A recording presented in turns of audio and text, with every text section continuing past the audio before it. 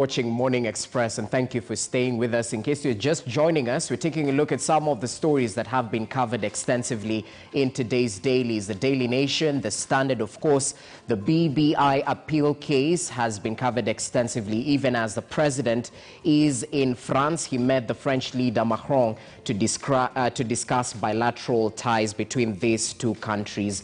But we were discussing about various issues right here. Kasim Tandaza, kindly add your voice to the ongoing discourse. Well, since we've been pre-warned about the rules of sub judice, and certainly I would not want to be on the wrong side of the law, yes, I would only want to tell the Kenyan people that, well, we have the Constitution, but after the Constitution, the National Assembly or Parliament is supposed to make laws to operationalize that Constitution. Of course, laws which support the Constitution. The previous parliaments probably took their time. They might not have moved fast enough to where we've reached right now, but all is not lost. As we are here, we have two pieces of legislation in our National Assembly. That is the impeachment bill and the referendum bill. I think this should have come much earlier. Probably we will not be where we are right now, but better late than never. With the passage of those bills and hoping that the president will append his signature, probably going forward, we might find a different scenario for anybody who would want to come up with a bill on matters constitution, since there will now be a piece of legislation in line, hopefully, with the Constitution. Okay, that's well noted. Now, since you're still with you, I want to put you on the spot. So you're the only member of parliament amongst the panelists, and we had reports of MPs sort of double-dipping roughly 11 million Kenya shillings in illegal mileage allowance. Your right of reply, sir. Mileage allowance is not illegal. What could have been illegal if somebody claims beyond what is allowed, and that is criminal, of course. Exactly. So I don't think it needs any legislation per se. It needs any further discussion. It's a question of the different government agencies handling that matter, because it's a criminal nature. That is also stealing. But given the kind of situation that we have, where, as we had initially said, that stealing in Kenya is a virtue and not a vice, that's the sad bit. Otherwise, be it me or any other legislator, in fact, as a leader, you are supposed to lead and show some degree of integrity whatsoever if you cannot get 100%. But actually, if that happens, it's criminal and it should not be condoned. I can't condone it in any manner, and the government agencies have every right, they have every opportunity now that it's in the public domain. Move into action and arrest and prosecute, and hopefully make it a lesson to any other person who would go ahead and tamper with the mileage claims or any other claim. Might be per diem, might be somebody claiming that he traveled outside and maybe he didn't. Any other claim is criminal and should be handled that way. Okay, for sure. Yeah, we'll definitely see how it goes on. But of course, sharp focus put on the Parliamentary Service Commission for failing to recover these illegal claims from the lawmakers. Professor, add your voice to the ongoing discourse. Of course, we're talking briefly about BBI and the current state of the Parliament with that particular issue of allowance mileage. First, I don't think the Parliamentary Service Commission is supposed to recover the money. It's supposed to prosecute. You see, attempted theft, even if you didn't steal, is an offense under the penal code. So they're supposed to get the government investigative agencies into the process and prosecute, not just prosecute and recover. Now, looking at the exchange between one of the judges and Abiy, something actually caught my attention, which I think makes this process even more wonderful for the people of Kenya, because there are certain clarifications, actually, which the court now will be afforded an opportunity to offer, whether Article 27 is also available to the president. You see, the argument was that the president is a citizen, also as well as the president. And then Article 27, we are equal before the law, and we're entitled to equal benefit of the law. That's what that article says. Now, when you read now that article together with Article 156 and the 157, then you can say we need the clarity. That's why the courts are important, because these are the experts, so they can come and clarify now whether that is available to a sitting president as much as it is available to me, to Wanjiku. So I felt that was an incisive notice by the judge, and he was putting the question into Abi. They are teaching us a lot of things through this process. I recommend that the Kenyans need to watch and get interested, and please watch the discussions, because we get to know a lot. So all of us, the Wanjikos of Kenya. Okay. And since you're the lawyer, Joe, how long might this take in terms of writing the judgment? When can Kenyans sort of expect clarity or way forward on this appeal process? Yeah, basically the hearing was for 4 days, then the court will resort back to write their verdict. So we are talking about another, if their hands are tied that they are looking at the timeline, we can give them another 2 weeks, so 3 weeks or so. They'll be through with it. But the timelines are out. The hearing is 4 days.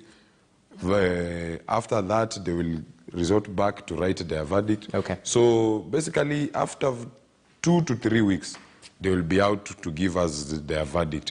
But the most interesting part out of the court is the BBI politics now. Because yesterday, TIFA released a report on BBI. There's a body called TIFA released the report. They did a survey on the popularity about BBI. And shockingly, the people who can vote yes is 19%. And where are they? So BBI is very unpopular, even if... the question is, who is this TIFA? You know, anybody can come up with a report and say... and Mheshimiwa, yes. In the last parliament, I think Parliament managed to enact laws on how these companies, on how the people are releasing the reports, on how they can be made to be genuine. Because initially, we had a lot of unscrupulous people who are coming up with funny reports. So there are laws and there are mechanisms in which certain opinion polls can be conducted. Okay. So we can at least say there's some credibility in it. Well, so if now we'll be the judge of that. Yes. Let me cut you short and bring in Kevin Osindo right there. Just needed 1 minute, Jesse, on what Prof had said. I think it's getting interesting also on matters Wanjiku. Is a former NCIC commissioner who enjoyed all the state power, probably even still does, and he says us Wanjikus. I think this discussion of Wanjiku, I think, is also being misused. Now, if we talk about somebody who is a state officer, would you now say a normal employee of the government and at this level a subordinate staff? Because he gets salary from the state, isn't it?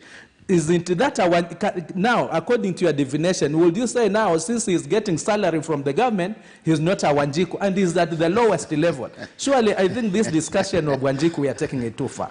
Prof, you can't be a Wanjiku. I think you need to understand me. I was saying with the relevance to the law, with the relevance to what the lawyers are discussing there, I am actually a Wanjiku because I'm not into that law. You see, what of a subordinate staff? No, just get me. I was discussing that in relevant to the battle going on now in court. Okay. That battle going on in court, I'm not an expert there at all. And therefore, you see why Wanjiku was coined as an expert in constitutional making. It is the former president who said that now surely you can't ask Wanjiku to write this document.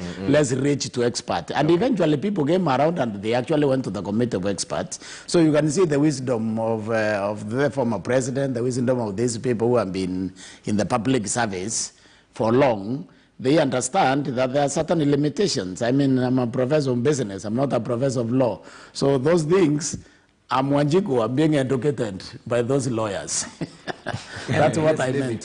Otherwise, even the current one, Okay, they put it to a committee of experts. Gentlemen, let's bring in Kevin Osido. So anyway, let's bring in Kevin Osido so we don't sideline him. Osido, add your voice to this matter, perhaps, even as I want us to shift focus to the latest issues bedeviling the teachers. Nat Kupet holding talks with TSC, nothing forthcoming in terms of monetary additions, since they're still holding on to that SRC statement that 2 years and civil servants will not get a pay increment due to the times we are living. Well, what's your take on that? Because it's on the back page of the Daily Nation.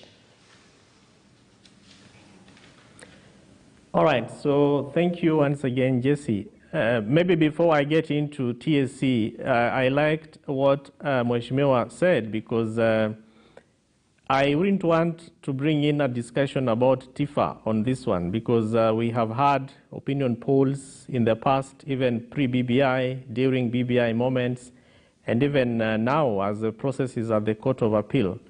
And so any citizen has the wherewithal to be able to present his or her opinions around BBI, but I don't think that it is right for us to mislead Kenyans that the BBI process is not as popular because some company by the roadside decided to conduct an opinion poll. We have had processes, even as much as there are set laws and procedures of undertaking opinion polling in this country. I think it would be important for us to excite Kenyans in the ongoing process and allow them to learn, because what is going on at the Court of Appeal is indeed a momentous opportunity for us to understand what the Constitution expects of us to do. And as I said, it's really helping us to break down certain fundamental precepts of what the Constitution is, particularly the place of the citizen. And at the Court of Appeal, it is purely on public participation and what state officers and public servants are supposed to do when it comes to interests of the citizens. So throwing the process and telling Kenyans that there is some opinion poll that said 19% of Kenyans will vote no or are not interested, I don't think is appropriate for us on such a beautiful Friday morning. On the issue of teachers, Jesse, this has been an ongoing process, and I honestly liked what Mheshimiwa Sosion did. During his term as both the Secretary General and also the chair of NAT, we saw a lot of battles between TSC, rather government, and the trade union called NAT, so Minister of Education and TSC and NAT itself. And now Sosion says, I'm leaving so that we can see whether my going out really is going to present the opportunity for teachers to be able to benefit from a harmonious engagement with government. Now, what we are missing, which is really the point which you are raising, is what is the space of CBAs, these collective bargaining agreements between government and trade unions or institutions like NAT. And this is important because we have had this kind of agreements in the past, even with the nurses, with the doctors, and several other servants, people who undertake service delivery for citizens. But the question is, where is the commitment of government beyond the individuals who sit in leadership positions for these particular organizations? Where is the government commitment to be able to undertake the aspirations and the expectations of citizens when it comes to this kind of our collective bargaining agreement? So the focus, in my view, should be what the collective bargaining agreement says, because that really is the binding force. That really is the binding feature between NAT and Minister of Education and TSC and other stakeholders. And then the other issue is, how do we motivate our teachers? Right now, I have friends who are teachers, and the kind of conversations they are having is, the moments are very difficult. And so what is the space of teachers in terms of the government, in terms of motivating our teachers to also be able to motivate our children to come out as people who will be able to effectively have their place in growing and developing this country? So a lot of conversations have to go on. The incoming leaders at NAT, particularly my good friend from my home side, we really have a lot of work to do in terms of building the confidence of members of NAT, notwithstanding the fact that almost a huge percentage of other NAT members have also resigned and left the union.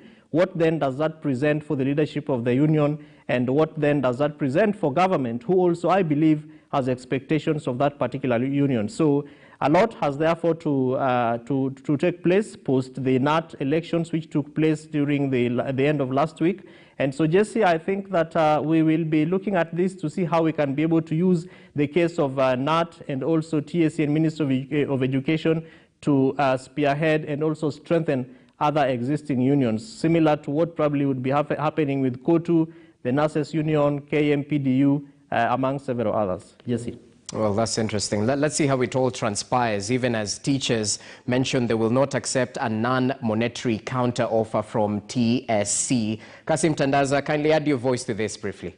Mine will be very brief, as you said, and I think the problem is, every Kenyan is alive to the fact that we are undergoing a very difficult times in terms of the economy of this country. But what brought us to where it is, right now everybody talks about the pandemic. It's like our economy started going down with the advent of the pandemic. Ladies and gentlemen and our viewers, our economy was just on a nosedive before the pandemic. The pandemic, I think it was just a blessing to the government to say now it's the pandemic which has brought us here, because everything is actually discussed in terms of the pandemic. Well, the pandemic has not done us any favor. For sure, it has also added insult to injury. But I think if there was goodwill, if there was a prudent use of the little resources that we have, I think every Kenyan would even be able to say, I'm willing to donate something. You see, I might not be having money to donate, but well, if I'm a farmer, I have a few bags of maize in my granary, I'm willing to donate this to the government to assist. But in a situation where we actually know we don't have, and a lot of money now goes to wastage, a few people are benefiting out of the resources that we have, I think that's actually what's bringing all this, that even in the midst of this, everybody still says, can I have more? Because how can you tell me you don't have, and yet you are having billions and billions being wasted? I think the moment the government actually decides to put an end to the wanton wastefulness of the resources of Kenyans, that's the time that any Kenyan now will feel, let's build this country together. Of course, there is no increment. Even me as a parliamentarian, we actually get increments. Okay, we are on contractual terms for 5 years, and every year there's an increment. Of course, let it not be there. But whatever is saved out of that, can it be put into good use? I think, to me, that is the fundamental issue, Jesse. That there is no money, but still there is money to steal. That is the problem. I think you should add your voice. Prof, what are you saying, sir? I think Mheshimiwa should offer himself as a candidate, because it's very rare to have a politician talking so candidly. He says there is no money, but there's money to steal. So, so it's interesting. But I think as a country, we need to understand that the unions, they make us manage our issues better. Yeah. They complement the management by the executive or by the government.